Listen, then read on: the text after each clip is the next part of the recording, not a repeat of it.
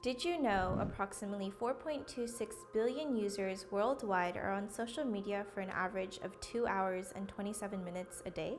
This is a part of a growing phenomenon of social media addiction, also known as SMA. On Friday, April 29, 2022, Dr. Julia Bravskia, PhD in clinical psychology and psychotherapy at the Ruhr-Universität Bochum, delivered a Zoom presentation entitled From Social Media Use to Social Media Addiction. Here's a recap of what was discussed. Dr. Bravskia starts by categorizing users into two types: active users and passive users. Passive users are users that observe what others are doing online. They do not post their own content or interact with other users. In the online world, people tend to only post their highlight reels, and as a result, passive use results in envy due to automatic social comparison. Passive use is linked to an increase in negative mood, depression, and anxiety symptoms, and creates a decrease in positive mood and life satisfaction. Active users post their own permanent content online and directly interact with other users. This is done through direct messaging, commenting, and liking.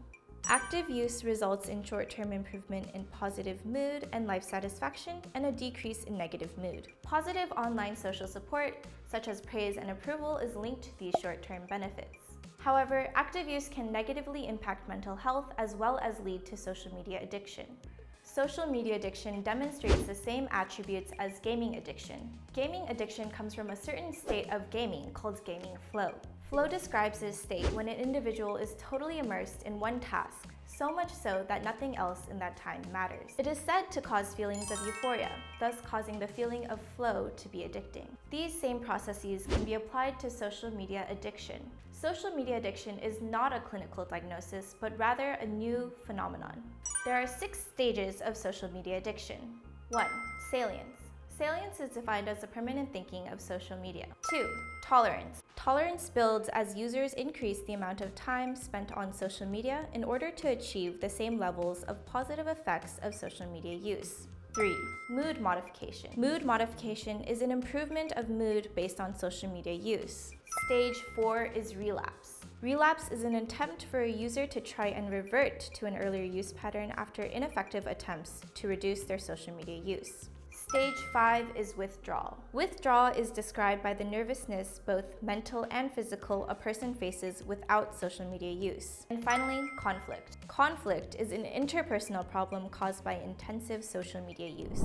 So, what fosters social media addiction? Social media is a form of escapism, allowing users to ignore negative emotions by going online. Some risk factors of SMA include social media flow as influenced by use intensity, individual daily stress, which was intensified by the COVID-19 pandemic, narcissism, and a lack of offline social support. Symptoms of depression and anxiety are both consequences as well as risk factors for SMA. Another consequence of SMA is insomnia and late-night social media use.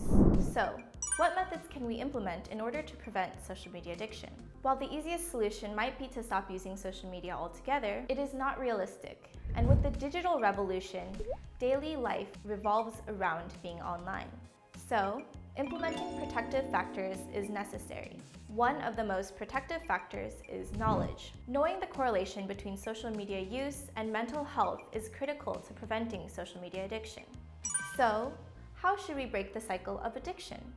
Step 1. Restrict. Actions such as setting time limits, alarms, or pop-up messages can be used as good measures to reduce social media use. Step 2. Get active. Physical activity proves to be a great measure for preventing social media addiction. Step 3. Reach out. Another key factor for preventing social media addiction is having a strong offline social support system. So take time to talk to your friends and family. Having real social interactions in daily life is important to prevent social media addiction. Step 4. Go offline.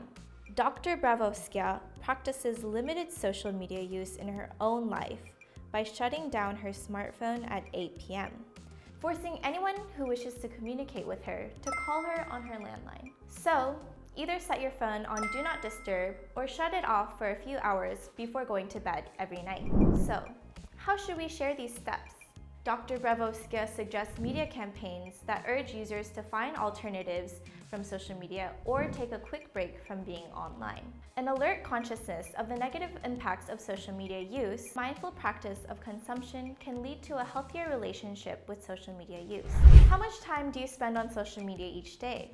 Let us know in the comments below. If you enjoyed this type of content, please like, subscribe, or hit the notification bell for more news from Barun ICT. This was Miriam Lim signing off.